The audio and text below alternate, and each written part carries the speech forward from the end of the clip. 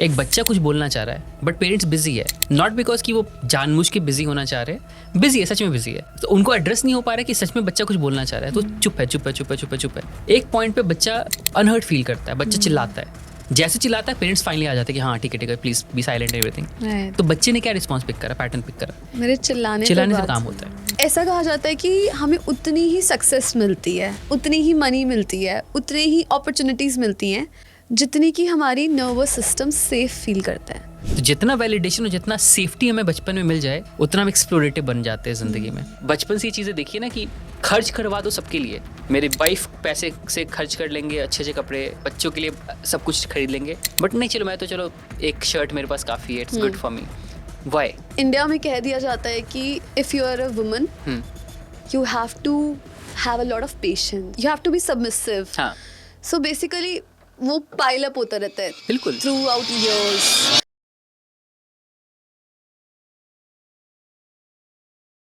So very warm welcome, Shivam. Thank you for being on Rewire. Thanks for having me. You are an EQ coach. Yes. So tell me something. How did you get to this journey of being an EQ coach? So engineering से start हुई थी journey मेरी, and I think engineering, I think you would also relate to that कि we kind of get driven to the scientific field because of curiosity कि क्यों हो रही है चीज़ें, what is the reason behind whatever is happening, and वो curiosity का हम कहीं ना कहीं शिफ्ट होनी चालू हो गई थी। आई मीन इंजीनियरिंग डेज में, I mean it's just not just about engineering, it's about people, it's about friendships, it's about so many other things you explore in the engineering journey, right? तो वहाँ से वो psychology और human behaviour के बारे में curiosity develop होनी start हो चुकी थी। एंड बहुत ही जल्दी, आई थिंक जल्दी तो नहीं, 3-4-5 सालों में समझ में आ चुका था कि from what I see and what I observe, again coming from engineering background, कि I feel it's very mathematical. If you start understanding life, your role in it, people's role in it, situations role in it is very mathematical. If you understand the equations, you can crack the code. तो वो जो gap था वहाँ से understanding चालू हो गई थी, and that is where I started writing, exploring blogs and other things. उसके बाद I wrote my first book, How to Unleash Your True Potential, and ये बहुत पुरानी बात, 17-18 की बात है, I guess. And Just again, when you started your PhD. yes. तो वो जो बात थी वहाँ पर, that is where I started to write the book, and again purely experimental, मतलब no कोई शौक नहीं कि book publish करके कोई फेमस करना है, कुछ करना है, नथिंग अबाउट, जस्ट कि मेरे मन में कुछ चीज़ें, I want to just put it out there. I wrote the book, it got popular, people started to read the book, and then when that happens it kind of gives you some sort of edge and confidence कि नहीं, I think कुछ तो सही हो रहा है, something is happening. तो वहाँ से पाथ स्टार्ट हो चुका था कि this is the gap I wanted to bridge through my blogs and writings and books eventually, but then that is where I started to get invites for workshops and events and talks and different places, and then वहाँ से build up होता गया. Never planned for, मतलब whatever I'm doing right now, I never planned for it. It just happened. Even आगे कभी कोई plan नहीं मेरे पास, to be honest. I just keep going with whatever happens. Okay, wonderful. So जब आपने book लिखी तो उससे पहले personally कुछ ऐसा हुआ which like motivated you to understand emotions and human behavior and mental health better? ऐसा particularly कुछ बहुत major नहीं हुआ, but minute events तो बहुत होते रहते लाइफ में. I mean, minute events, I mean, right from the upbringing for that matter. Right. And I think अगर जो major shift की बात की जाए मेरी लाइफ में, तो वो major shift I because of shifting my hometown. As in, I was born in a different city. I was born in Patna. I went to Manipal to study for my engineering. Two different poles apart. As in Karnataka, as in Bihar, big difference. तो एक shift जब आप करते हो college के लिए specifically, तो आप दुनिया को एक अलग तरीके से देखना चालू करते हो. And then you see people from all rounds of life. People who are intelligent, people who are creative, people who are talented, people who are confident. तरह के लोग. Vision expand हो जाता है बहुत ज़्यादा. And वहाँ से I think वो एक mindset shift होना चालू हो चुका था कि दुनिया is not just limited to you and what you think about the world. So वहाँ से thought आना चालू हो चुका था. Then again, I would be lucky to get some good friends, good people in the way, so that वहाँ से और push मिलता गया इस path को and explore करने को. Right. तो why did you think कि कंट्री को एक EQ कोच की जरूरत है? आप उतना लंबा नहीं सोचा मैंने कंट्री वाली चीज के टर्म्स पे, मतलब this is a very new term, like EQ coach, because everything boils down to emotions. Like जो मैंने बात करी ना कि माइंड का गैप है, people don't understand about the mind better और life better for that matter. तो वो पॉइंट है कि अगर उसको सब कुछ बॉइल डाउन करके देखा जाए, it boils down to decision making, it boils down to your actions, it boils down to your thoughts, it boils down to your emotions. So every decision that you're making in life is boiling down to the very basic ingredient called emotions. अगर वो emotion को आप समझना चालू कर लो तो बहुत सारी चीज़ें खुद ब खुद सिंप्लीफाई होने चालू हो जाती है। बट अगर इमोशन ही कॉम्प्लिकेटेड है तो आप डिसीजन मेकिंग कितना भी चाहो बहुत लॉजिकल लेने का, it won't make any sense, because that's what we have been always talking about. Decision, कोई भी decision is not just purely logical और purely emotional. In fact, purely logical or both purely emotional decisions are bad decisions. Okay. A decision has to have both emotions plus logic. अगर वो balance कर पाए तो you crack the code.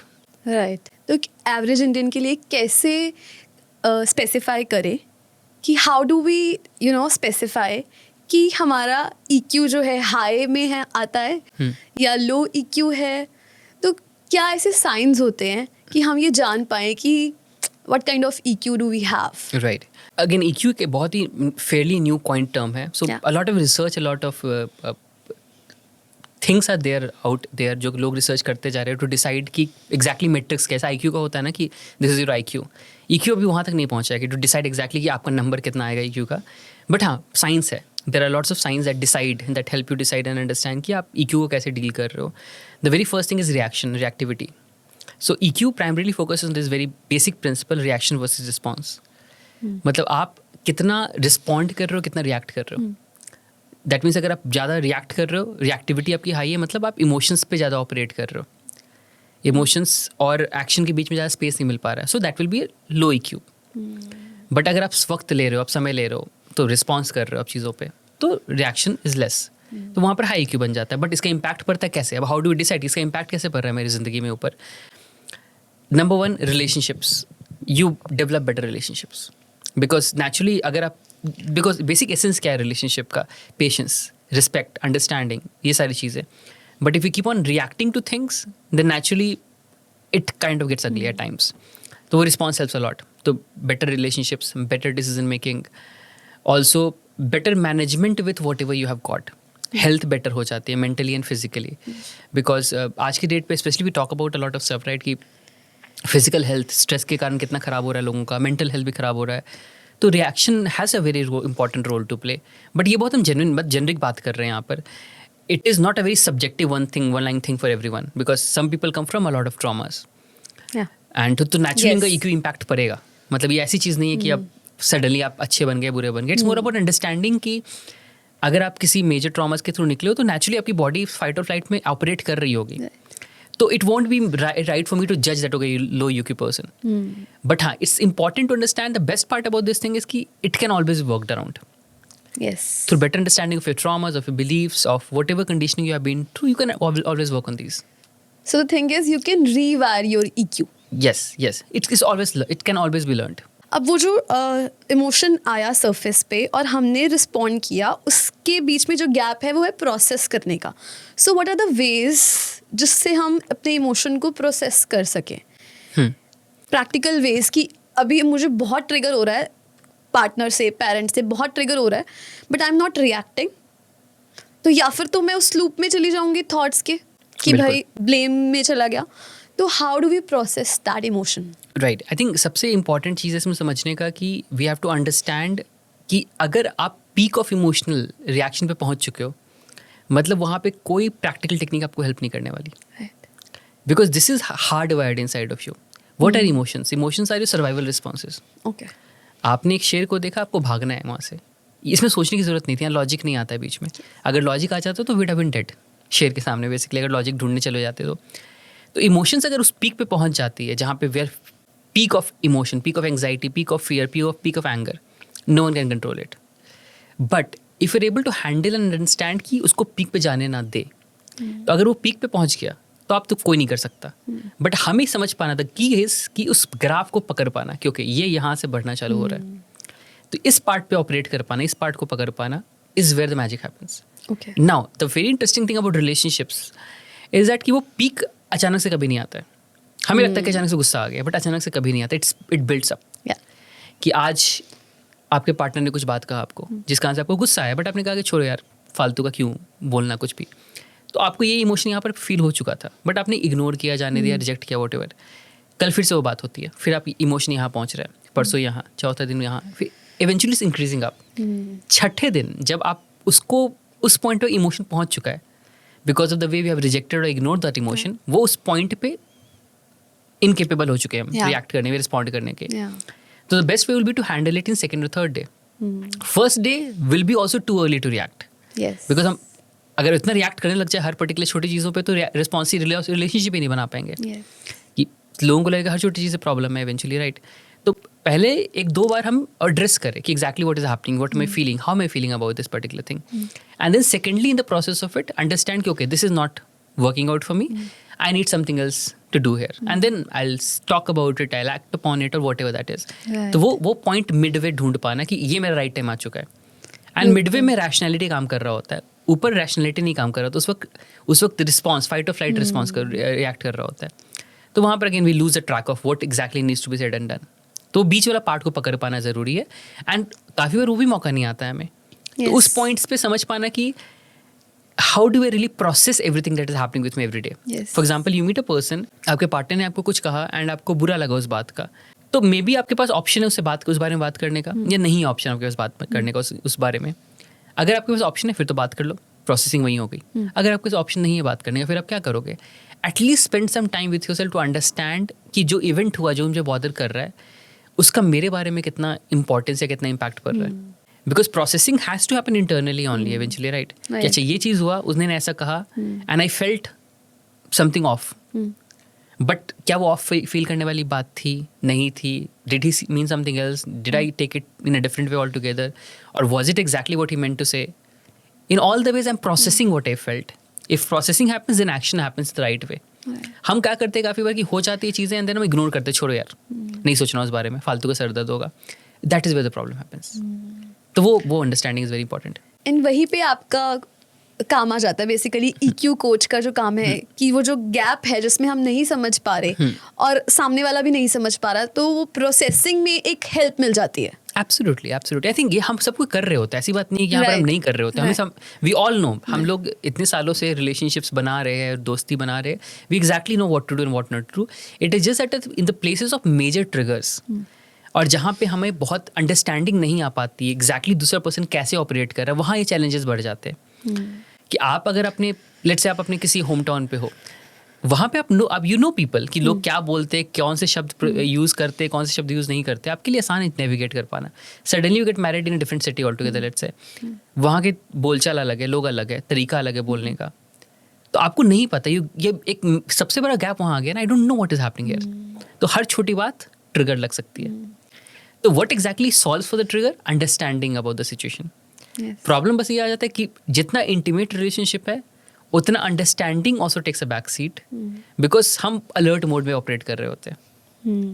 तो वो चक्कर में क्या होता है कि हम उतना स्ट्रांगली बिलीव नहीं कर पाते, वर्कआउट नहीं कर पाते. But again it is something, हाँ that is where you take therapy, you take coaching to understand कि ओके ये चैलेंजेस आ रहे हैं, ये वहाँ से पर्सन आ रहे हैं, मैं यहाँ से आ रही हूँ, whatever, and then we work around the areas की जिस पे हम सॉल्व कर सकते हैं. और रिलेशनशिप्स पे मेजर ट्रिगर बेसिकली हमारे चाइल्डहुड से आते हैं.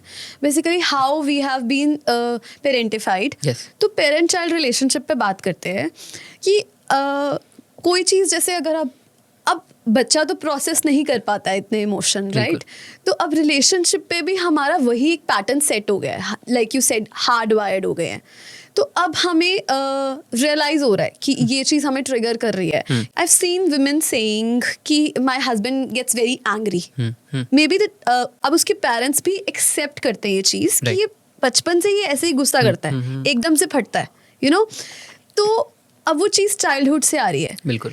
तो उसको कैसे हैंडल करें, how to break it down? Like देखो, अगर प्रॉब्लम खुद में है कि ये मेरी चाइल्डहुड के कुछ इश्यूज है या चैलेंजेस या बिलीव्स है, then you handle it by addressing it and working on it. कि आपको समझ में आ जाए कि you get to understand this particular thing कि ये चैलेंजेस मुझे फील हो रहे हैं. लाइक जैसे आई एम शॉर्ट टेम्पर्ड, तो मुझे पता है I am short tempered and it comes from childhood only.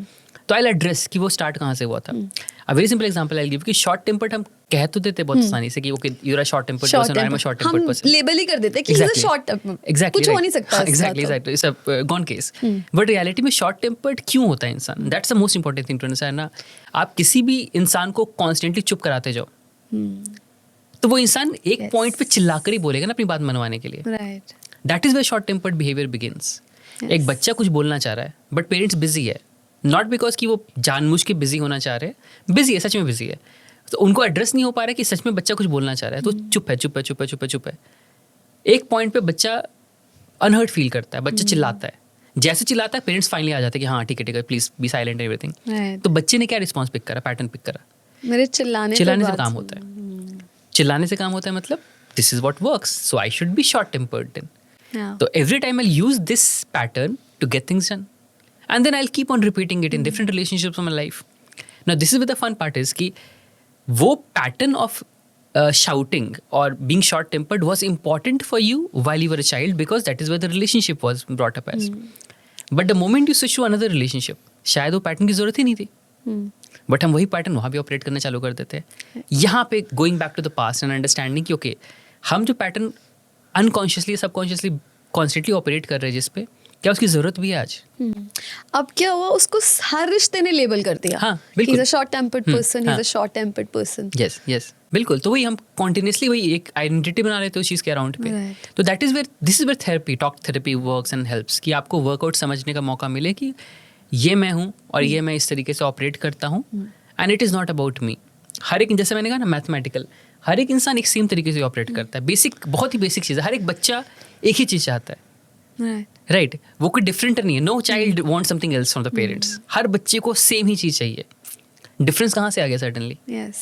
So every child wants to be heard, to be seen. To be seen, to be heard, Yeah. To be loved and physical तो पता ही है physical needs क्या होते हैं, but Yeah. Emotional needs तो important है ना। Yeah. अगर वो नहीं मिलेंगे देन ऑब्वियसली फिर अलग अलग वेज ढूंढते हैं हम उसको सीख करने के लिए। Right right. तो कुछ इमोशंस हमारे चाइल्डहुड से आते हैं, जैसे कि जेलेसी, और उस टाइम पे हमें इतनी अंडरस्टैंडिंग नहीं होती, तो we build up that emotion, we think कि इट इज़ नॉर्मल। अभी लाइक वी वांट समथिंग, कोई सक्सेस चाहिए, कुछ चीज़ चाहिए, तो ये इम्पॉर्टेंट है कि हमें क्या ड्राइव कर रहा है ना। जैसे कि if I really want that thing, या I want that thing to prove someone, yes is jealousy driving me, या कोई रिसेंटमेंट मैंने अपने अंदर सप्रेस की हुई है। So how can we break it down कि हम समझे कि जो भी हम पाना चाहते हैं लाइफ में, उसका ड्राइविंग फोर्स क्या है? फियर है या इट्स लव और इट्स समथिंग एल्स? या right, it's very very very important to understand this thing because हम काफ़ी बार क्या करते हैं, अपने वर्थ का जो मेट्रिक है वो एक्सटर्नल इवेंट्स पे डाल देते हैं, एक्सटर्नल चीज़ों पे डाल देते हैं। And also that also comes from childhood कि मैं घर पे no one recognizes me, no one talks about me, but I get to school, I get some good marks, 90% marks आ गए मेरे, finally everyone is talking about me. Yes. Then again पूरे साल I am nothing, zero, फिर again I get 90% marks, again people are talking about me. तो वो 2 दिन की खुशी ने मुझे क्या पैटर्न दिया कि the only way you are going respected and heard and understood is by getting 90% through marks, achievement. Through achievement. तो मेरे दिमाग में वर्थ मेरा कहाँ, it's not about me, my worth is not tied to me, my worth is tied to the marks I get. तो ये marks के बाद मेरे ऑल इंडिया रैंक पे जाएगा, या ऑल इंडिया रैंक के बाद मेरे सैलरी पे जाएगा, मेरे CGPA पे जाएगा, हर एक अलग चीज़ों पे जाएगा, एक्सटर्नल चीज़ों पे जाएगा। आदत पड़ गई मुझे उस चीज़ की ना। आप कोई बोले कि इंटरनल देखो worth, you are worthy by yourself, how do you believe that? Yes. मेरा तो सैलरी है वर्थ डिफाइन करता है, मैं कौन हूँ, मुझे कौन फर्क, किससे फ़र्क पड़ता है? And that is true somehow as well, because दुनिया तो आपको उसी मैट्रिक्स के अकॉर्डिंगली हमेशा जज करने वाली है। But the important thing is कि आप भी कितना कर रहे हो उससे ऑसिलेट।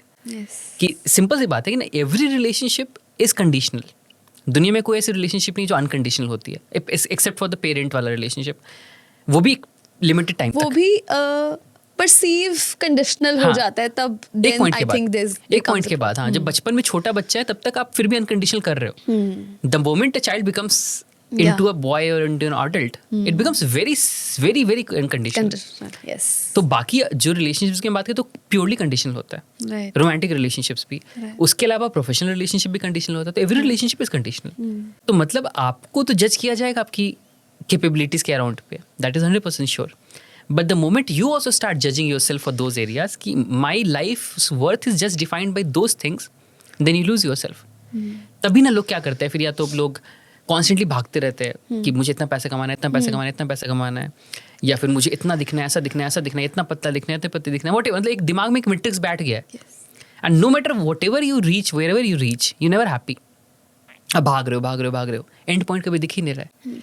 तो वो प्रॉब्लम आ जाता है कि वर्थ का मैट्रिक्स हमेशा अंदर के बदले बाहर है। इसको रिवायर कैसे किया जाए? रिवायर करने के लिए you have to first understand कि स्टार्ट कहाँ से हो रहा था, कि वहाँ पे आपका वो कोपिंग मैकेनिज्म बना था as a child because it was important for you again. अगर उस वक्त आप नहीं करते तो शायद सर्वाइव नहीं कर पाते. It's very simply put. अगर आप वो भी 90% में ना ला के आते तो कभी नहीं मिलती खुशी. एटलीस्ट 2 वक्त की खुशी तो मिल रही थी आपको ना उस वक्त. अभी तो आपके लिए वो इंपॉर्टेंट था. That coping mechanism was a important strategy for you, but now it is not. So try to fixate within. क्या कर सकते हैं हम खुद के लिए अंदर अब? And that's a very easy way to understand this thing is by slowing down your life. जब भी आप नोटिस करो, जब भी वर्थ हमारा बाहर होता है ना, तो वो हमेशा चेज के साथ आता है. जब वर्थ अंदर होता है तो एक स्लोनेस एंड काम के साथ आता है. I just enjoy cooking. I don't care कि दुनिया में पसंद आ रहा है नहीं आ रहा. I enjoy cooking, the process of cooking. I take my own sweet time and this is the most beautiful moment of my day. I don't care कितना अच्छा बना, बुरा बना, नमक कम हुआ, ज़्यादा हुआ, आई डोंट केयर. लेकिन आई एम एंजॉइंग. एंजॉय कर रहे तो प्रोडक्ट भी अच्छा खुद ब खुद हो जाता है फिर. तो this is where the slowness is, calmness is. अगर I am not doing it to prove anyone, तो नेचुरली वो चीज़ हमारे बारे में हो जाती है. तो I recognize my worth through this calming activities. And वो बहुत ज़्यादा होनी चाहिए हर दिन में. मतलब आइडियली टाइम निकालना चाहिए हमें उन चीज़ों के लिए. बट प्रॉब्लम वही है ना कि दुनिया में इतना कैपिटलिस्ट दुनिया बन चुकी है कि everything has to be chased. Even हम रेस्ट भी करते हैं तो वी आर स्क्रोलिंग. हाँ हाँ हाँ, बिल्कुल. तो वो कॉन्स्टेंटली दिमाग में एक चीज़ बना ही पड़ा है. तो आई थिंक वो we need to have, I think everyone needs at least 1 to 2 hours every day to just be Slow down. yourself, slow down and relax. And do whatever you like. हाँ बिल्कुल. Be it walking, going for a walk, be it going to the gym, be it cooking something, be it playing with or talking to your parents or partner, whatever. But एक slowness होना चाहिए life में. Right.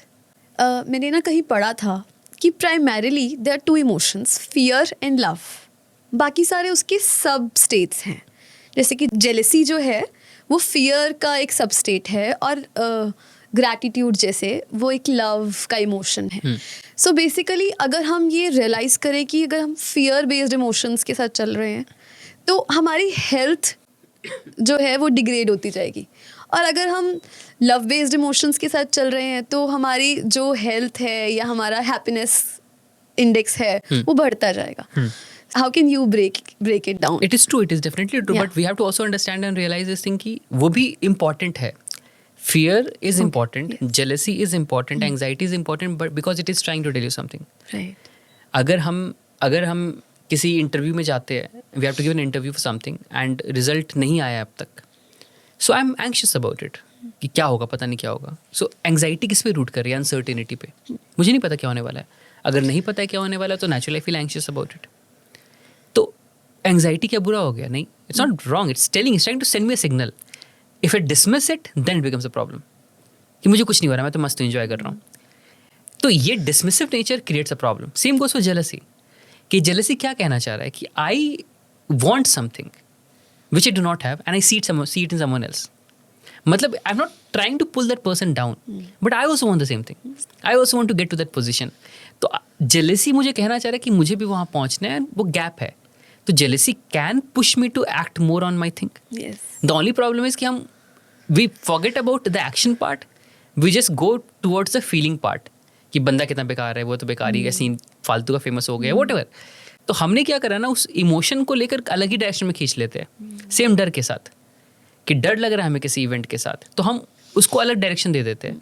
कि जैसे बचपन में होता था ना कि अगर हम टीचर ने अच्छे मार्क्स नहीं दिए तो हम क्या कहें, टीचर बेकार है, टीचर को मेरे से पर्सनल ग्रज है. कुछ ना कुछ प्रॉब्लम तो था हमारे में भी जो मार्क्स कम आए ना. जब हम इमोशन को एड्रेस करते हैं ना तो हमें एक आंसर मिलता है, एक सोल्यूशन मिलता है. And then we act upon the solution and then we get to a betterment of our lifes. This is the purpose of emotion, to betterment of yourself, evolution of yourself. So basically ऐसा कहा जाता है ना, feelings are feedbacks. Absolutely. Right. So वो हमें feedback देती है and then we can manage it. चाहे हम उसको क्रिप करके मैनेज करें या फिर हम उसको एक्शन ले. बिल्कुल बिल्कुल. हमें भागना नहीं. हम सिंपल से फंडा है कि जितना भी हम कह ले positive emotions and negative emotions, there are no such thing as positive and negative emotions. All emotions are important for you.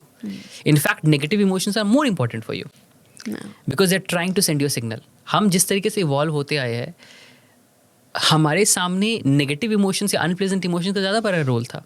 क्योंकि वही हमें बताता था ना सर्वाइव करने को. हम जंगल में बैठे पड़े हैं, हमें सामने शेर आ रहा है या कोई डेंजर आ रहा है, खाना नहीं मिल रहा है. Those negative emotions of anxiety और फियर और whatever that is, they are trying to protect our life. तो दिमाग उन अनप्लेजेंट इमोशन को ज़्यादा स्ट्रांगली हमारे ऊपर डालता है rather than the positive emotions. And that is why the reason ना कि जब हम अच्छा फील करते हो तो इतना ही फील करते हैं, बट नेगेटिव फील करते हो इतना नेगेटिव फील करते हैं. This is the way your brain works and it's okay, मतलब nothing wrong about it. But हाँ, हम उसे बह जाएंगे तो वो और बहता जाएगा. Address it, understand it and work on it, that's a simple thing. And वो तुरंत चला जाएगा. It's like passing clouds simply. So fear, basically fear उतना होना चाहिए जितना हमारे सर्वाइवल के लिए इम्पॉर्टेंट है, but fear more than that. जैसे कि फियर जो मेरे एक्शन को फ्रीज कर दे, फ्रीज रिस्पॉन्स हो जाए, दैट फियर इज हार्मफुल. ये भी इसमें भी I tell you one thing ना, कि ये हमेशा बहुत सब्जेक्टिव चीज़ है. Like you are coming from particular environment, I am coming from particular environment. आपको जो चीज़ फ्रीज करने वाली है मुझे नहीं करने वाली, Yes. और जो मुझे करने वाली है आपको नहीं करने वाली है. तो हम एक सब्जेक्टिव लाइन नहीं बना सकते कि ये लाइन पर सब कोई ऑपरेट करो. मेरा जो बचपन का ट्रॉमा रहा है, मेरे जो बचपन के एक्सपीरियंसेस रहे, that has defined and told me कि इन चीज़ों से डरना है, इन चीज़ों से नहीं डरना है. राइट. तो वो part I need to work on, कि I understand and identify okay ये पार्ट मेरे बचपन के बहुत ही सॉफ्ट स्पॉट्स है, बहुत वीक स्पॉट्स है, and I need to work on this particular spot. अगर हम नहीं काम करेंगे तो वो मुझे ऑपरेट करते रहेगी. एंड बहुत ही common example I give you. बहुत सारे लोगों के साथ क्या होता है ना, कि स्पेशली इन इंडिया, स्पेशली हमारे पिछले जनरेशन में जो रहा है, our fathers used to be very strict. आपका जनरेशन तो चेंज हो चुका है, बट पिछले जनरेशन में फादर्स बहुत स्ट्रिक्ट हुआ करते थे मोस्टली. तो उसमें क्या होता था कि बच्चे के साथ जो रिलेशनशिप था वो एग्जिस्ट नहीं करता था एक्चुअली, बट वो बस था, एक प्रेजेंट वाला पार्ट था, but communicative, emotional, there was nothing like that. तो बच्चा हमेशा फादर से डरता था, राइट, कि पापा आ रहे हैं तो किताब खोल के बैठ जाओ बिकॉज अब डांट पड़ेगी.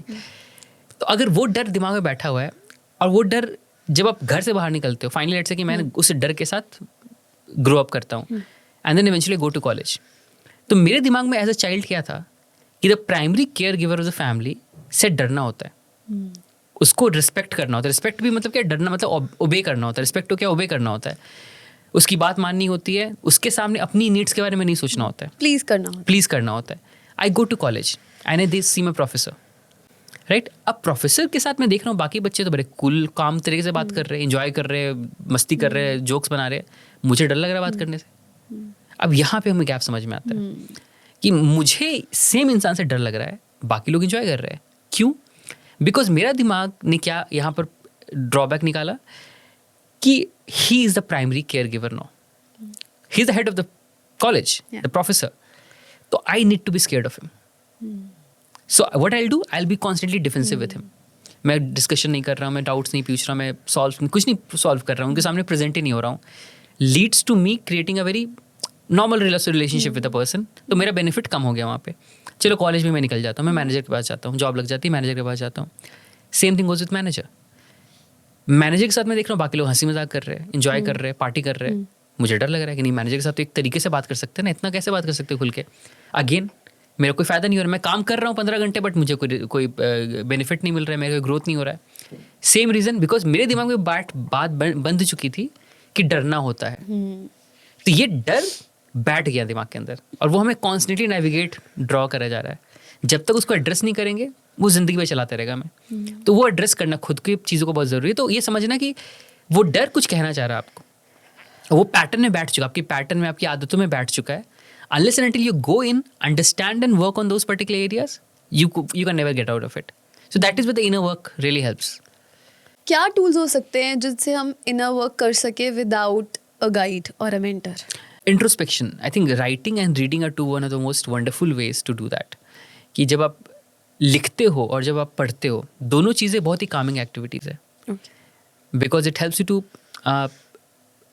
introspect. Writing में आपको क्या मिलता है? Introspection मिलता है कि ये मेरे आज के थॉट्स थे, ये मैं फील करा, ये चीज़ों में ऐसा लगा. तो यू स्टार्ट अंडरस्टैंडिंग पैटर्न्स.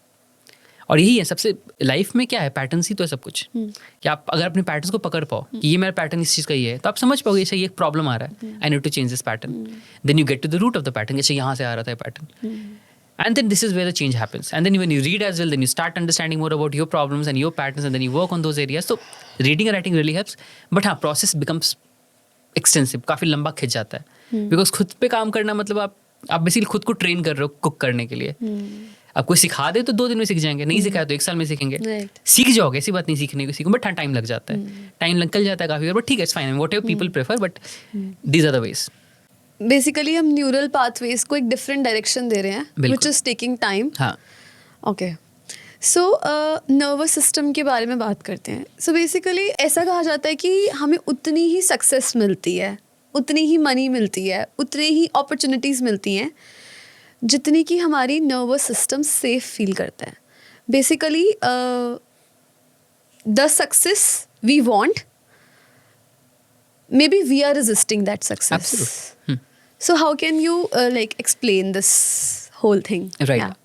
अब नॉर्मली क्या है ना कि आपका नर्वस सिस्टम सेफ कहाँ फील करेगा, जहाँ पे वो कंप्लीटली रिलैक्स्ड सिक्योर एनवायरनमेंट में बैठा हो. Security breeds confidence and confidence breeds exploration. ठीक है. अब let's start with very simple thing. छोटा बच्चा, छोटे बच्चों को आप जब देखोगे, नोटिस करोगे, तो छोटा बच्चा पेरेंट्स से बहुत चिपकू होता है इनिशियली, कि पेरेंट्स को पकड़ के चलना है, उनके साथ रहना है, उनके साथ नहीं रहना है. फिर पेरेंट्स उनको थोड़ा तो छोड़ना चालू करते हैं कि ठीक है जाओ. वो पार्क में, आप इमेजिन करो कि बच्चा, पेरेंट्स यहाँ बैठे हुए पार्क में एक बेंच पे, एंड देन एक बच्चा घूम रहा है पार्क में. तो वो स्टार्टिंग में हमेशा देखेगा मुड़ मुड़ के पेरेंट्स बैठे हैं कि नहीं बैठे, एंड फिर 2 सेकंड बाद भाग के आएगा अपने पेरेंट्स के पास. 2 सेकंड जाएगा, फिर भाग के आएगा. पेरेंट्स वहीं बैठे रहेंगे, तो बच्चे को कॉन्फिडेंस आएगा. कॉन्फिडेंस बढ़ेगा तो बच्चा और एक्सप्लोर करना चाहेगा. तो अब वो 5 मीटर के बदले 15 मीटर तक दूर जा रहा है, फिर 20 मीटर, फिर 50 मीटर, फिर धीरे धीरे इस तरीके से वो एक्सप्लोरेशन का पाथ बढ़ना चालू हो जाता है. No imagine this thing, 5 metre बच्चा गया, पेरेंट्स गायब हो गए, तो बच्चे को क्या सिग्नल मिला? अनसेफ. It's unsafe. तो बच्चा अगली बार 3 मीटर भागेगा, Yeah. बिकॉज उसको डर लग गया ना कि पेरेंट्स चले जाएंगे अगर मैं भागता हूँ इतनी दूर. तो बिकॉज वो बच्चा तो दुनिया में नया है, उसको नहीं पता दुनिया कैसे ऑपरेट करने वाला है. The child is dependent on the parents to survive. तो यही, अब ये तो बहुत सिंपल एग्जाम्पल है, बट ये सेम पाथ हर एक एरियाज में आता है. Like I join a hobby, मैंने एक हॉबी स्टार्ट करी एंड मुझसे गलती हो गई, तो मेरे पेरेंट्स का रिस्पॉन्स कैसा आता है कि छोड़ो यार, तुमसे नहीं होने वाला, छोड़ो हटाओ. तो मैं एक्सप्लोर करने गया था, बट मुझे क्या रिस्पॉन्स मिला? तुमसे नहीं होने वाला. तो मेरे अंदर क्या लिमिटिंग बिलीफ बन गई? तुमसे नहीं हो पाएगा, you are unworthy of this particular thing. Then पिछड़ जाएंगे हम, नहीं करना मुझे. Also, sorry to cut you here. It's fear of making mistakes. Absolutely. तो जब वो मिस्टेक करने का फियर आ गया, हम एक्सप्लोर कर ही नहीं पाएंगे. बिल्कुल बिल्कुल. एंड फियर ऑफ मिस्टेक्स भी क्यों आ रहा था ना? बिकॉज जहाँ प्राइमरी केयर गिवर्स डिपेंडेंट थे उस चीज़ के लिए, वहाँ से हमें वैलिडेशन नहीं मिल पाया. तो जितना वैलिडेशन और जितना सेफ्टी हमें बचपन में मिल जाए, उतना हम एक्सप्लोरेटिव बन जाते हैं ज़िंदगी में. Apart from the genetic setup कि वो तो चलो है ही, आप हो, बट जो कंडीशनिंग वाला पार्ट पे आता है, वो चीज़ एक्सप्लोरेटिव नेचर कॉन्फिडेंस के साथ ही ब्रीड होगा और सिक्योरिटी के साथ ही ब्रीड होगा. तो वहाँ से चीज़ें आती है. अब मान लो आपका बचपन बीत चुका है, अब आपके पास, आपको दिख रहा है नहीं कि मिला validation. हाँ, नहीं मिला वैलिडेशन. अब कैसे अब हम उसको कैसे एड्रेस करें? तो यहाँ पे आपको समझना है कि आप, the very good thing, a very interesting term about brain is neuroplasticity. Your brain is like plastic and you can change it in the way you want it to, depending by pushing it in acting in different ways. तो push करने के term को, कि अगर आप उसको push करोगे, दिमाग आपका बिल्कुल चेंज हो सकता है, बट पुश करना is a different part. For example, let's say कि मुझे डर लगता है स्टेज पे जाने से, ठीक है, बचपन का जो भी ट्रॉमा में लगा हुआ है, लेकिन मैं क्या करूँगा, ट्राई करूँगा अगली बार कि मुझे जाना है उधर ज़रूर, मन है जाने का, बट मैं जा नहीं पाता हूँ, मुझे डर लगता है. तो what I do, I try to push myself in a very subsequent stages, rather than मैं बोलूँ कि अगले दिन में चला गया 1000 लोगों के बीच में, तो फिर तो मैं नहीं कर पाऊंगा. इनफैक्ट वो डर और ऑसिलेट और मैग्नीफाई कर जाएगा. एंड ये सबसे बड़ी गलती लोग करते हैं कि जब लोग अपने कंफर्ट जोन से बाहर निकलने की कोशिश करते हैं ना, तो लोग क्या कहते हैं ना कि मैं ऑल और नथिंग, मैं आज करूंगा या तो नहीं करूंगा. राइट. और वहाँ पे सबसे बड़ी गलती होती है. तो हमें थोड़ा थोड़ा पुश करना है in small steps. Exactly right. कि आप आज 5 लोगों के सामने बात करो, एक हफ्ते बाद 10 लोगों के बीच में बात करो, उसके बाद 15 लोगों के बीच में बात करो. और ये प्रोसेस में सालों लग जाएंगे आपको. ये 1000 वाला जो पॉइंट है, मैं 1 साल 2 साल लग जाएगा आपको वहाँ तक पहुँचने के लिए. लोग कहते हैं कि नहीं, अभी तो 1 महीने के अंदर देखो मैं ये करने वाला हूँ. और फिर वो फियर ओवरपावर कर जाता है, and then it dominates you so much so कि आप जिंदगी में कभी फिर नहीं जाना चाहोगे वहाँ पर. तो हर एक छोटी चीज़ के साथ वही है. बीट कन्फ्रंटेशंस, कि लोग काफ़ी बार रिलेशनशिप्स की जब हम बात करते हैं, कम्युनिकेशन की बात करते हैं, तो लोग को डर लगता है बात करने से, कि I don't want to talk about what I am feeling, I don't want to talk about, कि दूसरा बंदा नाराज़ ना हो जाए. तो वो भी एक पार्ट है कि ट्राई बोल के तो देखो खुद के बारे में कैसा होता है, क्या रिस्पॉन्स आता है उधर से. अगर लगे अनसेफ है तो वापस चले जाना, बट आपको अपने अनसेफ टेरिटरी में जाना होगा खुद के नर्वस सिस्टम को रिलैक्स करने के लिए, सेफ फील कराने के लिए. तो एक सिस्टमैटिक प्रोसेस है, but it is definitely possible. There is a quote, very famous quote by Franklin Roosevelt, the only thing we have to fear is fear itself. So basically वो जो action हम नहीं ले रहे हाँ. क्योंकि हमें लग रहा है कि वो करेंगे तो हम बहुत फियरफुल फील करेंगे, और वो सोच के जो हमें अभी फियर आ रहा है, आई डोंट नो इफ हाँ, it makes sense, if yeah. It makes sense, वो सोच के जो हमें अभी फियर आ रहा है which is making us freeze, that is the issue. That is the biggest fear. या वो उससे ज़्यादा बड़ा fear है. I mean, if you think about it, going to the stage is much easier compared to thinking about going to the stage. Yes. Because आपके दिमाग में सिर्फ वर्स्ट के सिनेरियोज आ रहे हैं. जब तक आप स्टेज पे नहीं जाते हो ना, तब तक आपके दिमाग में सिर्फ वर्स्ट के सारे, because this is where the brain is the most comfortable. आपका दिमाग आपको ट्रेन कर रहा है सिर्फ नेगेटिव सोचने के लिए, बिकॉज वो चाहता नहीं है कि आप जाओ ब्रेन के स्टेज के ऊपर. वो इसलिए नहीं चाहता क्योंकि वो फेमिलियर फेमिलियर नहीं है. And familiar security, again your brain does not want you to succeed.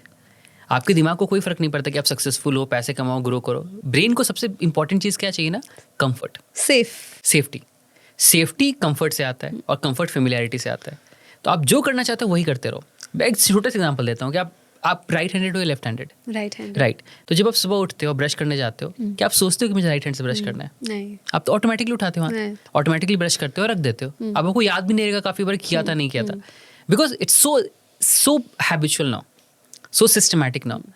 तो कितना कंफर्टेबल प्रोसेस. अगर मैं आपको बोलूँ कि कल से अब लेफ्ट हैंड से ब्रश करना, तो आपका दिमाग आधी बार तो भूल जाएगा सुबह उठ के कि अच्छा लेफ्ट हैंड से ब्रश करना था. आधे समय याद आएगा कि करना था लेफ्ट हैंड से ब्रश.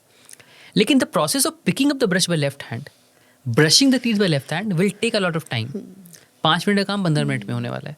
तो सोचो, जो जिस चीज़ में इमोशंस इन्वॉल्व ही नहीं है, तब भी कितना रेजिस्टेंस दिमाग शो कर रहा है कि नहीं करना है, छोड़ो यार, राइट से कर लेते, खत्म करते काम. अब सोचो जहाँ इमोशंस इन्वॉल्व है, like going to the stage, doing something you scared of, वहाँ तो कितना रेजिस्टेंस होता होगा दिमाग को. तो दिमाग को बस कंफर्ट चाहिए, जो चीज़ फेमिलियर है वो उसी में स्टिक होना चाहता है. तो That हमें is why चैलेंजेस we ढूंढने हैं. spend hours scrolling and sitting on the bed because वो comfort जो feel होता है, हाँ, I think वो इतनी safety हमें feel होती है कि हम उसमें घंटों बिता देते हैं. वो वार्मथ है ना आपको मिल रहा है एक Yeah. वार्मथ वहाँ पे. You are feeling very comfortable, very warm and very safe there. Yeah. कि मैं एक उस जोन से हट चुका हूँ. मतलब मैं एंग्शियस फील कर रहा हूँ, and this constant reel scrolling is breaking the pattern of me thinking about something bad. तो पैटर्न टूट गया, तो आई एम फीलिंग सेफ. तो मुझे लग रहा है यही सेफ्टी है. इंस्टाग्राम स्क्रॉल करना सेफ्टी क्यों है? बिकॉज वो मेरे ओवर थिंकिंग को क्लोज कर दे रहा है. अब दिमाग अगेन पैटर्न रिकॉग्निशन डिवाइस है कि अगर उसको दिख जाएगा कि इंस्टाग्राम रील स्क्रॉल करते करते मेरा ओवर थिंकिंग बंद हो रहा है, तो इट्स अ वंडरफुल थिंग ना. कितना मस्त चीज़ है. ओवर थिंकिंग खत्म हो गई मेरी रील स्क्रॉल करने से. It's acting similarly as a drug. It is a drug. It is a drug. In fact अगर आप ब्रेन स्कैन देखोगे तो एग्जैक्ट सेम रिस्पॉन्स होता है जो आप अल्कोहल के बाद या सिगरेट के बाद या इन्हीं. Really? बिल्कुल, एब्सोल्युटली. सोशल मीडिया, इंस्टाग्राम या कोई भी सोशल मीडिया जहाँ पे हम हुक्ड है, वो बना ही इसलिए पहले तो बात. वाई आप कौन सी जगह पे आप नोटिस करोगे कि एक सेकेंड आप हैप्पी फील कर रहे हो, इंस्टाग्राम रील में एक क्यूट सा पपी आ रहा है, बहुत खुश फील कर रहे हो. अगले सेकंड में एक बहुत सैड सा आ रहा है, तब सैड फील कर रहे हो. अगले सेकंड में आपको गुस्सा आ रहा है कि क्या फालतू चीज़ बोल रहा है. 3 सेकंड के अंदर अपन 3 इमोशन फील कर दिए. क्या नेचुरली होता है कभी? So basically हमारा नर्वस सिस्टम बहुत ही ज़्यादा गो थ्रू कर रहा है इसमें basically. What is addiction? Addiction क्या होता है? एडिक्शन इज दिस, जितना उसको पल्सेस मिलेंगे वो उतना एडिक्टिव होता जाएगा. अब Okay. ड्रग्स में क्या होता है या अल्कोहल में क्या होता है? आप एक नॉर्मल मोड में ऑपरेट कर रहे हो एंड यू ड्रिंक अल्कोहल, तो क्या होगा? आपको किक High मिला, मिलेगा. हाई मिला. हाई से ब्रेन ने क्या पैटर्न पकड़ा कि ये करने के बाद ना दिमाग रिलैक्स होता है. Good pattern for us, for the brain से गुड थिंग, राइट? कि स्ट्रेस कम हो गया मेरा. तो दिमाग बोलेगा फिर से करूँ. तो कल फिर से मैं ऑपरेट कर रहा हूँ, दिमाग बोला फिर से पियो, फिर मैं यहाँ चला जाऊँगा हाई पे. तो पैटर्न क्या बना? सुबह लो उठने के हाई, बाद वो फिर बहुत लो चला जाएगा. फिर बहुत लो चला जाएगा naturally. It would be I think lower than the average. Lower than the average. ये काम शुगर भी करता है, ये काम कैफीन भी करता है, ये काम मतलब, लेकिन वो बहुत कम अमाउंट में करते हैं. लेकिन अगर ड्रग्स की बात की जाए तो वो बहुत हाईज होते हैं. और जितना डिफरेंस होगा पल्सेस में, उतना एडिक्टिव होता जाएगा. तो ड्रग यहाँ होगा तो अल्कोहल यहाँ होगा, सिगरेट यहाँ होगा, सोशल मीडिया भी थोड़ा नीचे ही होगा, बट होगा वहाँ भी कहीं. Just like sugar and हाँ, alcohol. राइट. तो वो उसको Wonderful. उतना छोड़ना मुश्किल हो जाता है फिर. तो वो जो रेजिस्टेंस है टू वो अनफेमिलियर पाथ पे जाने की, वो I think it becomes a barrier to having abundance, to having success. तो उस पाथ को हम बात कर रहे थे कि कैसे ब्रेक करें. तो how do we move through that path? I think identification is very important कि वो बैरियर या ब्लॉकेज या लिमिटिंग बिलीफ कह ले किन चीज़ों में है आपको, एंड वो कुछ ना कुछ लेवल पे सबके लाइफ में ऑपरेट करते ही हैं, but we need to address it very importantly. One of the very common ones is जो इन बहुत नॉर्मली हम देखते हैं इस अनवर्दीनेस खुद के बारे में, अगेन लाइक आई मेंशन की कांस्टेंट चेज है किसी और चीज़ को लेकर. एंड दूसरी चीज़ मनी को लेकर बहुत ज़्यादा है इंडिया में तो specifically, because we are developing nation. In fact I think this is the first generation जहाँ पे लोग खुल के कुछ करना चालू कर रहे हैं. पिछला जनरेशन तक तो हम सर्वाइव ही कर रहे थे. आई मीन हम as a child as well we just saw survival, कि we are just making ends meet, school की फीस, कॉलेज की fees and this and that, मतलब हो जाता था, दैट्स वाज इट. उसके बाद vacations and travel and this and that, तो अभी की चीज़ें आ रही है. तो अब ये चीज़ को दिमाग में रखते हुए हमारे दिमाग में तो सर्वाइवल अटैच हो गया ना. Nervous system is not safe around money. तो काफ़ी बार दिमाग क्या कहता है कि अगर हम इतने पैसे कमा ले तो करेंगे क्या, कैसे यूज़ कर पाएंगे, कैसे मिसयूज़ कर देंगे, क्या प्रॉब्लम्स होगा, या हम डिजर्व भी करते हैं क्या वो पैसा कमाना. बट हम अवेयर नहीं है कि हमारा दिमाग ही कह रहा है. राइट. सबकॉन्शियसली ये चल रहा है. Right. We are not aware. Right. Absolutely absolutely. हमें जब हम बात करते हैं इस मनी को लेकर लिमिटिंग बिलीफ की, तो most of people are not aware of this thing कि पैसे को हम खुद को पुश नहीं कर पा रहे सक्सेस की तरफ, मॉनेटरी सक्सेस की तरफ, बिकॉज मन ही नहीं मान रहा है कि हम वो डिजर्व कर पाते. बिकॉज हमारे दिमाग में क्या है कि वो पैसा कमाना इज नॉट आवर थिंग. हम तो स्ट्रगल के लिए बने ना, हम तो सफ़र करने के लिए बने. हम पैसे कैसे कमा सकते हैं वो चीज़, तो पहला ब्लॉकेज ये. दूसरा ब्लॉकेज काफ़ी बड़े लोगों में आता है कि चलो पैसा कमा भी लिया, करेंगे क्या पैसे का, हमें ज़रूरत नहीं है, हम तो सिंपल आदमी हैं, हम तो सिंपल इंसान है, हमें पैसे की क्या ज़रूरत है, हम तो नॉर्मल दाल चावल खाएंगे, खुश रहेंगे, सो जाएंगे. तीसरी चीज़ कि पैसा मतलब लाइफ ख़राब हो जाएगी, बहुत बिजी हो जाएंगे, घर वालों को छोड़ना पड़ जाएगा, तो अगेन सेफ नहीं फील करेंगे, कोई चोरी कर लेगा, कोई चोरी कर लेगा, इनकम टैक्स रेट हो जाएगा, व्हाटएवर, हज़ार चीज़ें. तो ये तरीके की चीज़ें दिमाग में बैठी हुई है. तो जितना वो अनसेफ फील होगा उतना हम उसको चेज़ नहीं करेंगे. तो जब चेज़ ही नहीं करेंगे तो पहला पॉइंट वही आगे घूम के कि जब दिख रहा है पैसा कमाने का कोई पर्पस ही नहीं है, तो what do I do with earning और वर्किंग हार्ड, फिर मेहनत ही नहीं करूँगा मैं. तो वो सेफ लिमिट ड्रॉ करना बहुत ज़रूरी है. Again I am not saying कि पैसा कमाना इज़ द गोल, पैसा कमाने से कुछ चेंज नहीं होता आइडियली, बट हाँ ये ज़रूरी है कि अगर आप पैसा नहीं कमाना चाह रहे हो because of in restriction, then that's a problem. Because of your limiting beliefs. Yes, then that's a problem. Because I see आज के ज़माने में so many people are out there, especially in IT and especially in so many engineering fields as well, जो बहुत कमा रहे हैं, they are earning a lot, but they don't know what to do with money. Their mental health is screwed up, their physical health is screwed up because of the 9 to 5 sitting jobs, and they can't do much about it because उनको पता ही नहीं पैसे के साथ करना क्या है, और वो भाग रहे हैं वन जॉब आफ्टर एक के बाद एक चीज़ कर रहे, 2 साल में एक जॉब चेंज कर रहे, जॉब स्विच कर रहे कि 30% इंक्रीमेंट और मिलेगा, 30% इंक्रीमेंट और मिलेगा, बट क्या करना है पैसे के साथ, I don't know. I think वही डिफरेंस है कि मनी और अबंडेंस में. आई थिंक जब अबंडेंस होती है तो हम उसको लेके खुश फील करते हैं, हम यूज़ कर पाते हैं, और money is just money which is in the banks. Money is a resource, या यूज इट वाइजली. कि आपको रिसोर्स वो एक चीज़ है जिसको आपको यूज़ करना है. आप उसको as a protective shield use करने बैठ जाओगे, जो कि जरूरी भी है टाइम्स, लेकिन उसके ऊपर आगे बढ़ना बाकी है. कि बैंक में पड़ी हुई भी मुझे सेफ फील हो रहा है, एंड दैट्स इट. हाँ राइट, वो भी एक पॉइंट तक जरूरी है, क्योंकि I need to feel safe, important, very important thing. But उसके बाद क्या उसको आप यूज़ कर रहे हो अपने बेनिफिट्स के लिए, अपने हेल्थ के लिए सही. हर एक किसी को ट्रैवल या वेकेशंस या लग्जरी नहीं पसंद हो सकती है, किसी को अपना हेल्थ भी पसंद हो सकता है. तो are you being able to spend that money on yourself? Because दुनिया क्या कहती है कि मैं दुनिया के ऊपर, एंड दिस इज समथिंग जो मेन के साथ तो बहुत ज़्यादा होता है, कि बचपन से ये चीज़ें देखिए ना कि खर्च करवा दो सबके लिए. मेरे वाइफ पैसे से खर्च कर लेंगे, अच्छे अच्छे कपड़े, बच्चों के लिए सब कुछ खरीद लेंगे, बट नहीं चलो मैं तो चलो एक शर्ट मेरे पास काफ़ी है, it's good for me. Why? Because you don't feel you deserve it. मेरा काम बस प्रोवाइड करना है. बिकॉज अगर मैं अपने लिए खरीदना चालू कर दूंगा फिर तो सब कुछ हिल जाएगा ना. बट आपके पास तो है खरीदने के लिए, बट आप खुद नहीं खरीदना चाह रहे हो. सर उनका बिलीफ ये है कि अगर मैं खुद खरीद लूंगा then we will run out of money or something. Will run out of money, और that will make me a selfish person to choose myself और प्रायोरिटाइज माई सेल्फ. तो समझो ना कि हम सब कुछ कर रहे हैं बट खुद को प्रायोरिटाइज ही नहीं करना चाह रहे उस चीज़ में, because it will make us feel bad about it. तो वो चीज़ को चैलेंज करना बहुत ज़रूरी है. जब तक आप खुद को प्रायोरिटाइज नहीं करोगे तो दूसरों को prioritisation will always come with a problem. अब यहाँ प्रॉब्लम क्या आएगा कि मैं जरूर कह रहा हूँ कि मैं शर्ट अपने लिए लेता हूँ और मैं बाकियों के लिए सब कुछ कर रहा हूँ. अब मुझे लग रहा है मैं कितना अनकंडीशनल हूँ, कितना सेल्फलेस हूँ, but am I really? Because all those things that I am doing for them will come with a clause कि देखो मैं तो इतना करता हूँ तुम लोगों के लिए, मैं तुमसे कह रहा हूँ कि चुपचाप ये स्ट्रीम ले लो, तुमसे ये नहीं लिया जा रहा है। तो मेरे दिमाग में एक every shirt I am buying for you is coming with a condition कि I am owning you, I am controlling you. So that is not selfless, that is selfish. So rather than that खुद के लिए भी shirt खरीद लो, उनको free छोड़ दो। बिल्कुल। और फिर ये बच्चों में भी बहुत प्रेशर क्रिएट करता है, एब्सोल्युटली। बिकॉज बहुत सारे बच्चे सिर्फ ये सोचकर डॉक्टर बन रहे हैं, इंजीनियर बन रहे हैं, PhD कर रहे हैं कि it will make our parents happy, Right. And they don't have any idea how will they be happy. True. So, one of our need is to fulfill our purpose, to find what makes us feel alive. So, कितना role है, क्योंकि पूरा दिन हमारे pass on paper हमारे पास सब कुछ है, हमारे पास एक अच्छा रिलेशनशिप है, हमारे पास जॉब अच्छी है, we have achieved a level of success, but still we are feeling unhappy, और फिर हमें ड्रेन फील हो रहा है. सो क्या नीड अनफुलफिल रहती है उसके लिए?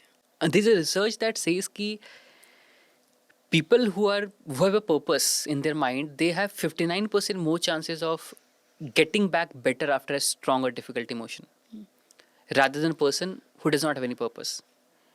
Because that gives you a reason to get up and act upon things. कि मेरा पर्पस है, मुझे पर्पस है पैसे कमाना ही सही.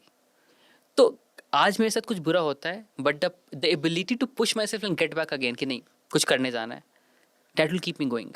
वो किसी के लिए पैसे कमाना हो सकता है, किसी के लिए रिलेशनशिप हो सकता है, किसी के लिए हेल्पिंग अदर्स हो सकता है, किसी के लिए अपना काम हो सकता है, किसी के लिए खाना बनाना हो सकता है. But no the reason of that purpose. वही डिफरेंस आ जाता है कि वो पर्पस काफ़ी बार हम खुद के लिए करते ही नहीं है. यही मैं बोलने वाली थी कि आई थिंक वो पर्पस में खुद का मोटिव जुड़ा होना चाहिए, रादर देन जस्ट किसी और का. प्रोवाइडिंग और सेल्फ. एब्सोल्युटली कि मैं खाना बना sacrificing. रहा हूँ या बना रही हूँ बिकॉज सबको फीड करना है, एक ड्यूटी बन गई, you are obligated to it. पैसा कमा रहा हूँ बिकॉज घर चलाना है, एक ड्यूटी बन गई. हेल्प कर रहा हूँ बिकॉज ठीक है अब क्या ही कर सकते हो, ऑप्शन तो है नहीं अपने पास, एक ड्यूटी बन गई. The moment you do it for your self, and again I understand this particular thing, कोई भी चीज़ 100% ऐसे नहीं होती कि सिर्फ 100% हम खुद के लिए कर रहे हो. This is always someone attach to this particular thing, but at least 20% खुद का बेनिफिट तो ढूंढ लो ना उस चीज़ के साथ. अगर आप जिम जा रहे हो तो आपको जिम के साथ कुछ बेनिफिट दिख रहा है ना, कि I want to look good, I want to be healthy, I want to be physically looking attractive और emotionally feeling attractive.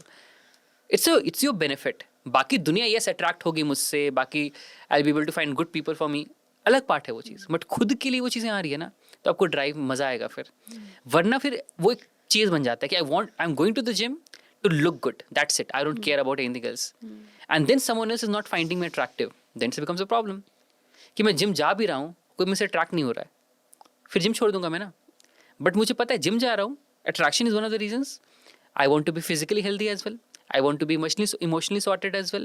I want to be सारे genetic wise everything. I want to be calm and composed as well. मुझे 5 अलग reasons दिख रहे हैं gym जाने के, जो मेरे बारे में भी है. तो एक पार्ट अगर फुलफिल नहीं भी होता है, ठीक है चल रहा है, everything is fine, and then तो पर्पस का बहुत बड़ा रोल है. We need to have a purpose for our lifes. कुछ भी कर रहे हैं, इट्स नॉट नेसेसरली कि वो purpose has to do with a passion और अ हॉबी और something big you are doing in life. It can be the most simplest thing. The most simplest thing as simple as कि आज शाम में job से आने के बाद I want to spend more time with my kids.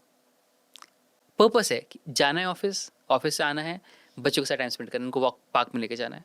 छोटी सी बात है, but the biggest brings me the most amount of Joy.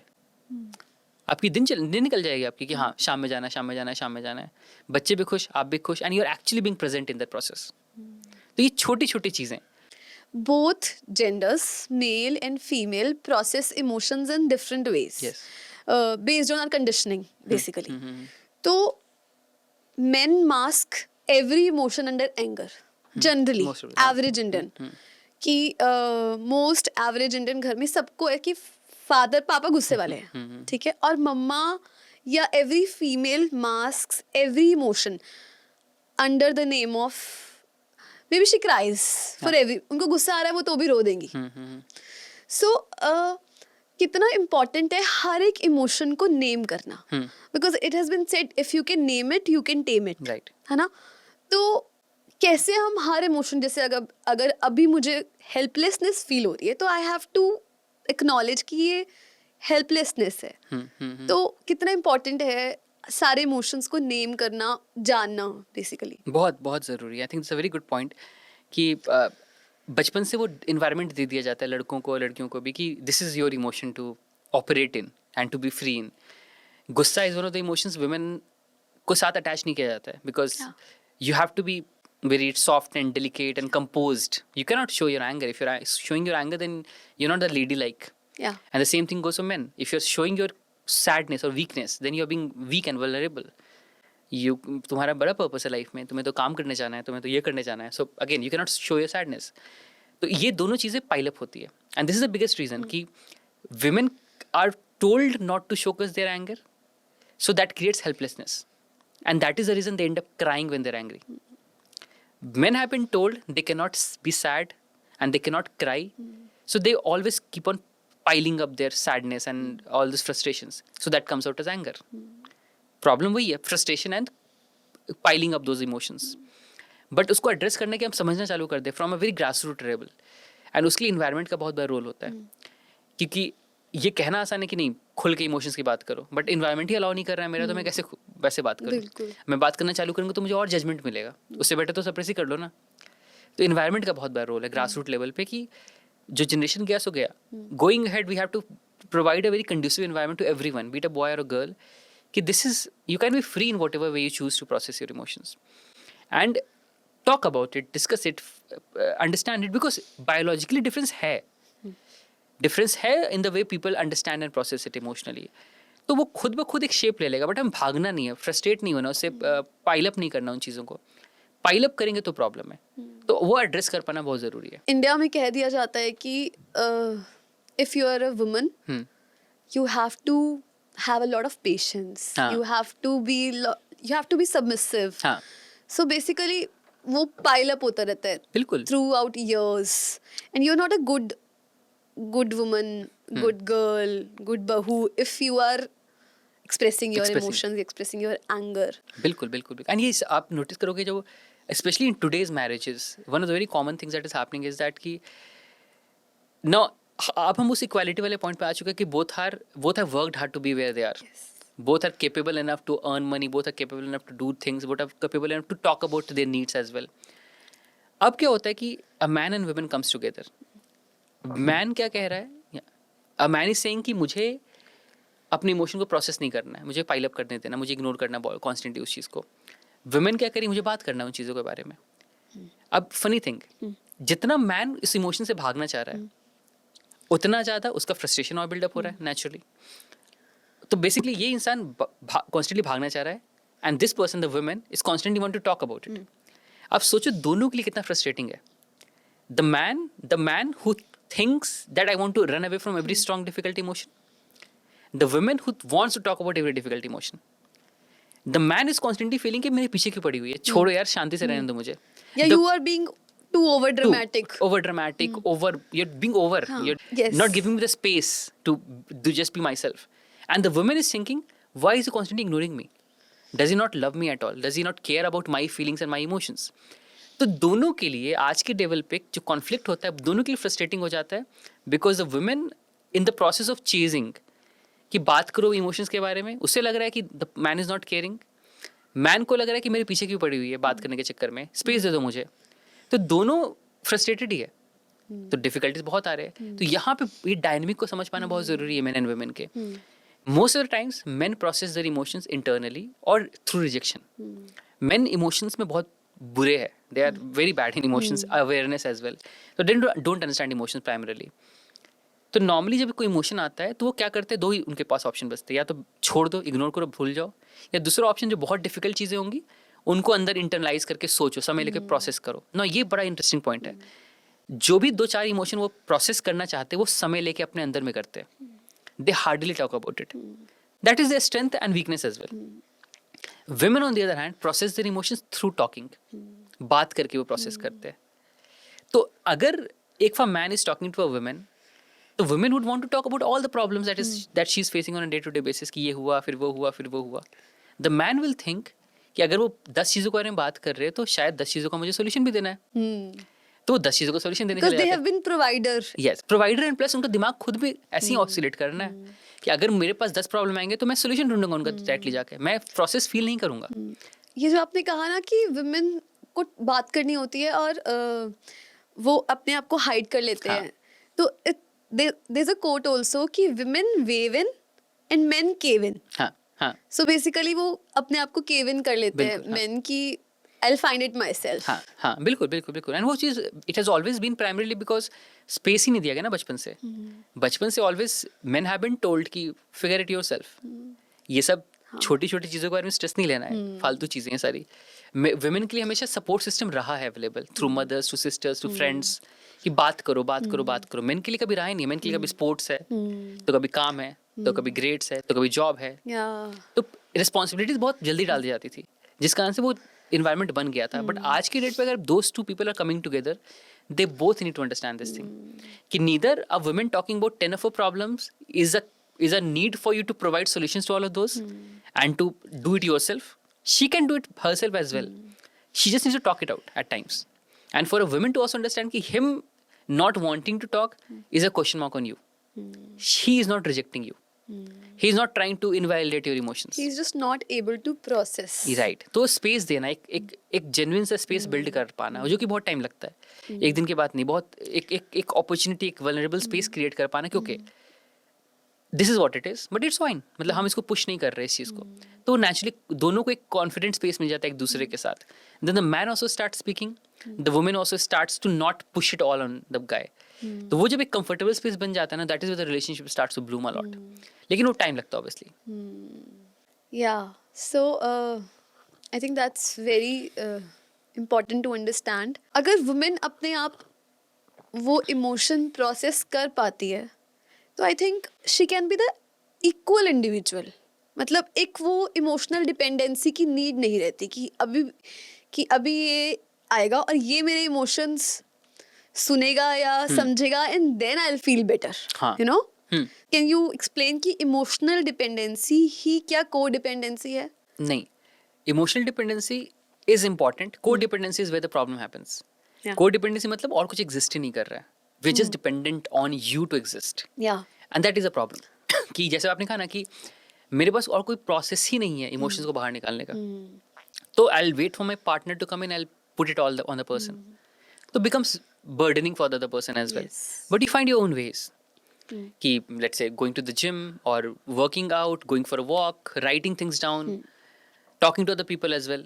मतलब find your channels of expressing and processing your emotions because at the end of the day क्या है एक emotion आपके अंदर आ रहा है उसको बाहर निकलना है. किसी भी वे में निकल सकता है वो चीज़. वो जिम के थ्रू भी निकल सकता है, लिखने के थ्रू निकल सकता है, वर्कआउट के थ्रू निकल सकता है. तो आप अपने चैनल्स बनाओ ना कि मैं कहाँ कहाँ उसको निकाल सकूँ.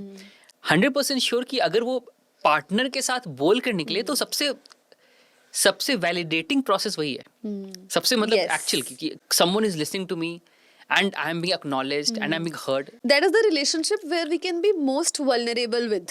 बिल्कुल the most intimate thing actually. Yeah. That is the most intimate thing ever because आपको हो मतलब you're completely involved and you feel loved there. या कि मैं कुछ भी chaos के साथ आ रही हूँ and this is accepted. But हाँ the other channels are equally important because हर जगह से वो हम जब validation seek करने लग जाएंगे तो वहाँ पे over dependency होनी चालू हो जाती है. And depending on the point as well, right? कि the other person might not always have the space to provide you that. And जब दो बार वो ना करे तो आपको गुस्सा आएगा फिर. And that is where you feel that I'm not being loved. So ये एक loop बन जाता है. So it's important to understand कि ठीक है as much as it is about you in the relationship, it's also about the other person in the relationship. It starts to overshadow. Then the relationship becomes primarily and ये बहुत commonly होता है. If you see generally, any relationship becomes primarily about the women and very less about the man. in the emotional areas. Yeah. Physical areas का अलग बात है. क्योंकि आप नोटिस करो कि हर बार डिस्कशंस क्या हो रहा है, women को क्या फील हो रहा है, कि women क्या प्रॉब्लम से गो थ्रू कर रही है. मेन को तो मौका ही नहीं मिल रहा है. दो उनकी भी गलती है कि बात ही नहीं करते वो. लेकिन प्रॉब्लम तो वही it becomes dominantly emotional through women's veg.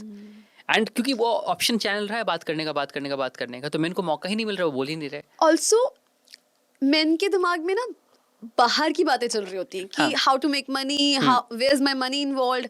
और अगर वो घर पे बात करेगा तो शायद वो समझ भी नहीं आएगी वुमेन को. मतलब which have been the process. अब तो शायद women have been that equals but वो पहले ऐसा प्रोसेस रहा है कि वो कर ही नहीं पाते थे. राइट. और एक बायोलॉजिकल डिफरेंस भी है इसमें कि men are generally society centric and women are very relationship centric. कि अगर मेन की बात की जाए ना तो मेन हमेशा 10 चीज़ों के बारे में सोचेंगे बिफोर मेकिंग अ डिसीजन, कि मेरे पेरेंट्स क्या सोच रहे हैं, सोसाइटी में क्या होगा, इमेज क्या होगा हमारा, पैसे कितने इन्वॉल्व होंगे. अगर वुमेन से पूछा जाए, they will take a decision in a split of second if it comes to the partner. ये पार्टनर की बात है, फॉरगेट एवरीथिंग, मुझे करना है चीज़. And that is what taking a stand. जब हम बात करते हैं taking a stand for your partner, women take stand for the partners very very well, because उनको बस पार्टनर ही दिख रहा है ना.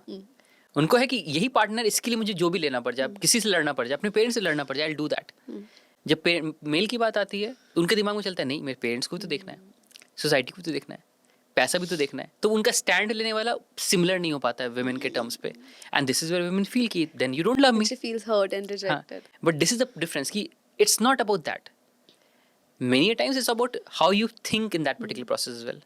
But it's always very very important and very important interesting to understand कि अगर जितना आप अपनी नीड्स को कम्युनिकेट करोगे उतना दूसरा इंसान समझ पाएगा कि this is how you want to be loved. But expecting the other person to act the way you want them to act never really works out, because both genders are conditioned differently and born differently. तो वो communication plays a very important role there. और communication भी without the emotion. मतलब हम Assertive कई बार communication. Triggered वे में communicate करते हैं which does not add value to the बिल्कुल बिल्कुल बिल्कुल. एक conversation. बड़ा सिंपल सा कोट है कि अगर किसी बिल्डिंग में आग लगी है तो पहले आग बुझाओ, फिर लोगों से पूछो कि आग किसने लगाई थी. अगर आप आग लगी हुई है और आप पूछ रहे हो किसने आग लगाई थी, क्यों लगी थी आग, आग लग रही है और ज्यादा. सेम ट्रिगर के साथ होता है. व्हेन यू आर ट्रिगर्ड, पहले ट्रिगर की इंटेंसिटी को कम करो Okay. And then get to the questioning and answering in your mind. हम क्या करते हैं, ट्रिगर होते हैं एंड देन पूछते हैं तुमने ऐसा क्यों किया मेरे साथ, तुम बार बार यही करते हो, you don't like me at all, you don't care about me, you don't respect me at all. उस पॉइंट पे आप कितने भी क्वेश्चंस पूछ लो खुद से, क्या आपको सही आंसर मिलने वाला है? Wonderful example. Your answers are always going to be biased. जितना बायस्ड आंसर मिलेगा उतना गुस्सा बढ़ेगा, उतना ट्रिगर और बढ़ेगा, बह जाएंगे हम उसमें पूरे. Take a break, take some deep breaths, drink a glass of water, walk out a bit, take a break from the conversation, come back again after you relaxed a bit and then address the issue. अब यहाँ लोग गलती क्या करते हैं, लोग break को indefinite कर देते हैं. ब्रेक ले लिया ट्रिगर से, अब बात ही नहीं करेंगे अब उस बारे बात ही में. मत करो, हाँ, भूल जाओ, brush it under the Yes, carpet. that becomes even bigger problem because अगली बार जब वो निकलेगा तो और स्ट्रॉन्गर तरीके से निकलेगा. सो जितना जरूरी ब्रेक लेना है उतना जरूरी वापस आना भी है. लोग यही या तो ब्रेक ही नहीं लेते, लेते हैं तो इंडेफिनिट ले लेते हैं. So that becomes again a problem. I think we have got wonderful insights. But जहाँ से ये शुरुआत होती है, I think EQ डेवलप होता है जब बच्चे का at such a young age. तो कैसे पेरेंट्स अपने बच्चों के EQ में हेल्प करें, like what are the practical tips जिससे हम बच्चों को हेल्प कर सके to develop high emotional intelligence? Start working on your emotional intelligence because kids mimic you. If you are not emotionally intelligent, kids are not going to be emotionally intelligent. अगर आप गुस्से में चीज़ें फेंक रहे हो, चिल्ला रहे हो, फ्रस्ट्रेटेड घूम रहे हो, तो बच्चा नहीं काम एंड कंपोज होने वाला है. बच्चा भी वही सीखने वाला है, या तो डर के रहेगा या तो वो भी चिल्लाएगा. तो आपका emotional intelligence is very strongly going to define बच्चा कैसे रिस्पॉन्ड करने वाला है. तो do a lot of work on yourself, keep working on yourself, ताकि बच्चा आपको उन्हीं पैटर्न्स को मिमिक कर सके. और ये चीज़ is the difficult work because लोगों को लगता है मेरे पास समय नहीं है काम करने का. बट दैट्स द थिंग, यही तो क्वालिटी ऑफ लाइफ को डिफाइन करती है. जब हम क्वालिटी ऑफ लाइफ की बात करते हैं, it is primarily driven by how you are operating within yourself, कि मैं कितना काम, कंपोज्ड, स्ट्रेस फ्री इन्वायरमेंट में जी रहा हूँ. Because at the end of the day everyone catches up with that. 20s में लगता है कि मैं तो भागूंगा, मैं पैसे कमाऊंगा, मैं बिजी रहूंगा, चल जाता है, बॉडी फिर कैचअप कर लेती है. 30s में उसका इम्पैक्ट दिखना चालू होता है. You are tired every time, you are getting exhausted and body is paining. देन 35-40 में बीमारियाँ लगनी चालू हो जाती है. हाइपरटेंशन हो गया, ब्लड प्रेशर हो गया, आजकल तो कैंसर के भी बहुत सारे कॉजेज आजकल बिकॉज ऑफ स्ट्रेस आने चालू हो गए, ऑटोइम्यून डिजीजेज, 1000 चीज़ें आ जाती है स्ट्रेस के कारण. तो ये स्ट्रेस क्यों हो रहा था? Stress is simply accumulation of all the emotions you have not processed. तो जब तक बॉडी कर पा रही है टॉलरेट, वो कर रही है tolerate. The moment it stops tolerating, it starts in the form of diseases. वहाँ के बाद अभी quality of life significantly reduce करती है. तो आप जिंदगी भर आप कैचअप ही करते रह जाते हो जिंदगी के साथ. तो जितनी जल्दी आप समझ सको कि it's important for you to take some time for yourself, process your emotions, deal with these things, उतना जल्दी आप लाइफ की क्वालिटी को बढ़ा सकते हो. तो जब नेगेटिव इमोशंस फिजिकली मैनिफेस्ट ना हो, it's better to process and regulate them, yes, because then it piles up and takes a hard form.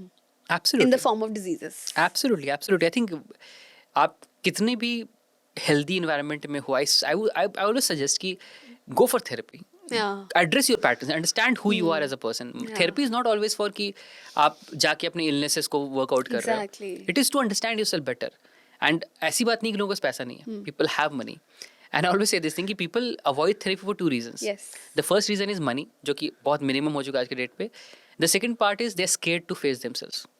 Lack of vulnerability. Right तो अगर पता चल गया इतना कुछ हमारे बारे में तो क्या करें उसके साथ. तो वो चीज़ को हम एड्रेस करना अवॉइड करना चालू कर देते हैं. तो आई थिंक इट्स इंपॉर्टेंट, जितनी जल्दी आप एड्रेस करोगे उतनी जल्दी सॉल्व कर पाओगे उन इश्यूज़ को. तो this is very important. Wonderful. Okay, so thank you Shivam. I think emotions को हमने बहुत अच्छे से समझा और ये अवेयरनेस बढ़ रही है कि हमें अपने इमोशंस को समझना चाहिए rather than just labeling them. Yes, yes. And just saying कि I'm short tempered, I cry easily. Everything can be rewired. Absolutely. I mean everything, if you understand the core, it is coming with a purpose. कोई भी Yes. Emotion अगर आप feel कर रहे हो तो randomly नहीं फील कर रहे हो. If you're feeling something, your body and your mind is working in continuum to tell you and make you feel that. Yeah. बिना पर्पस के तो नहीं हो रहा है. Understand the purpose, work on the purpose, and then you can obviously deal with it in a better way. I think हमारे podcast पे एक मैम ने कहा था कि इमोशंस ना they're डाकिया. They bring you the message. Just accept that message. Just process that message. भाग के कोई फायदा नहीं. Yeah. Right. So thank you for being on Rewire. Thanks for having me.